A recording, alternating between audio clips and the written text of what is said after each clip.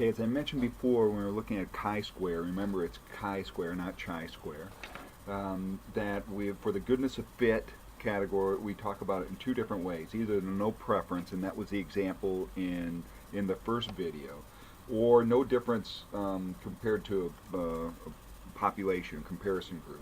And so that's the example we're going to go through right now. So here, if you think through examples, let's say it's a professor in a psychology department who wants to see the grading practices or the grade distributions in classes has changed over since 1985. So here's the distribution of grades in psychology courses in 1985, and we see the percentages there.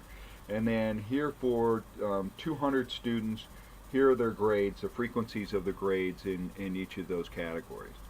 So if we want to look to see has there been a change today as compared to 1985, what we need to do is figure out our expected values, right? So we've got our observed frequencies and we want to get our expected frequencies. So this will be our expected frequency category. And to get the expected frequencies, remember all it is we're going to take our total of 200 here and multiply it times each of the percentages to get the expected values for each of the categories. So 200 times 0.14, here our expected value would be 28.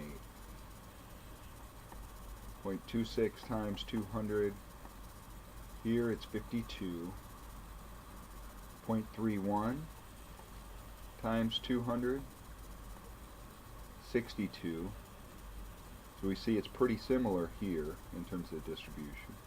0.19 times 200, 38. And then 10% of 200 would be 20.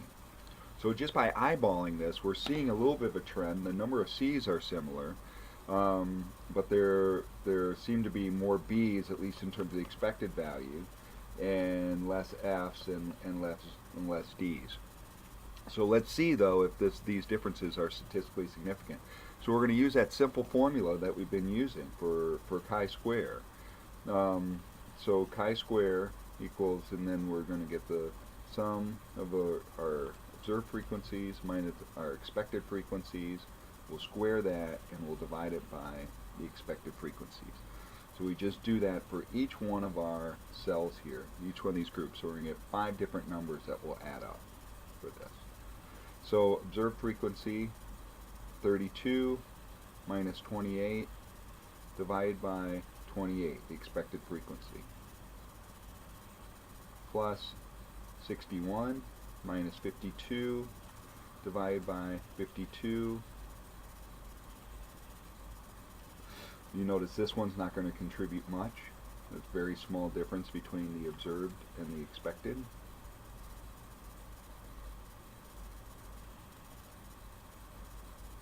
(31 minus 38 squared divided by 38 plus 12 minus 20 squared divided by 20. Okay? We simply go through each one of these. So we've got 9 for a difference here. That'll be 81. Whoops, I'm sorry, I jumped ahead. We'll put that one down here though. 81 divided by 52. We have 4 squared, 16 divided by 28. We have 2 squared is 4 divided by 64.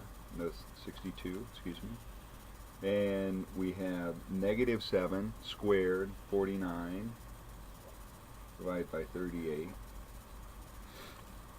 Negative 6 squared is 36 divided by 20. Do that for each one of these here. 0.57 plus, we got 81 divided by 52, 1.56 plus, you'll notice this would be a very small number here, 0.06 plus 49 divided by 38,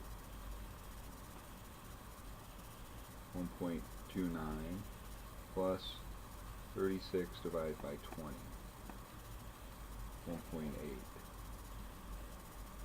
We add these up.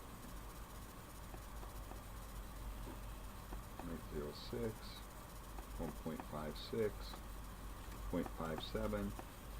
We get 5.28. So our chi-square equals 5.28.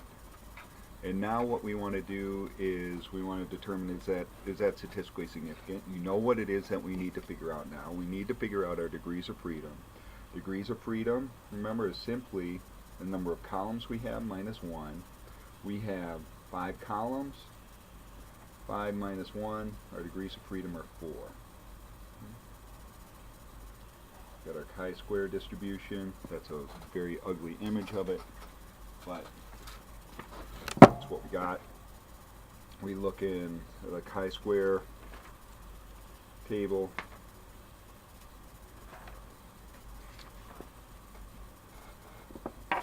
Page 595. Here's our distribution. We set, as is typical, 0.05 for our alpha, and we had 4 for our degrees of freedom, and so 9.49 would be our cutoff. 9.49 is our cutoff. Ours is in here. It's in the it's in the body here. Certainly not in the critical region. What's for this? We retain the null hypothesis for our statement. Retain the null hypothesis. Basically, what we're saying here is we don't have enough evidence. Based on the evidence that we're given here, we don't have enough evidence that there's been a change in the distribution of grades in the psychology courses from 1985 to 2012.